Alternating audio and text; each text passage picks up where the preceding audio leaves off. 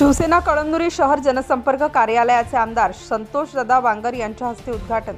कळमनुरी येथील Guruprasad complex, Ganeshnagar, Hingoli, Nanded main road या ठिकाणी आज दिनांक 22 रोजी शिवसेना कळमनुरी शहर जनसंपर्क कार्यालयाचे उद्घाटन आमदार संतोषदादा वांगर यांच्या हस्ते करण्यात आले।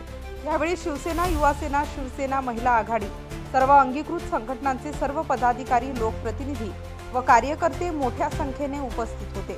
यावेळी माध्यमांशी बोलताना काय म्हणालेत आर पाटील, पाहुयात।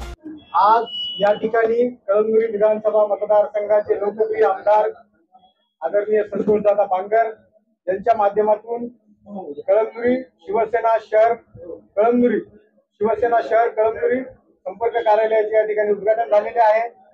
या ठिकाणी भविष्यात होऊ घातलेल्या स्थानिक स्वराज्य संस्थांच्या निवडणुका लक्षात घेऊन माझ्या कळमनुरी शहरातील मायबाप जनतेचे प्रश्न या ठिकाणी आमदार संतोषदादा वांगर यांच्या माध्यमातून सोडवण्यासाठी, त्यांचे गाऱ्हाणे ऐकून घेण्यासाठी या ठिकाणी आम्ही शिवसेना शहर कळमनुरी कार्यालयाचे उद्घाटन केलेले आहे।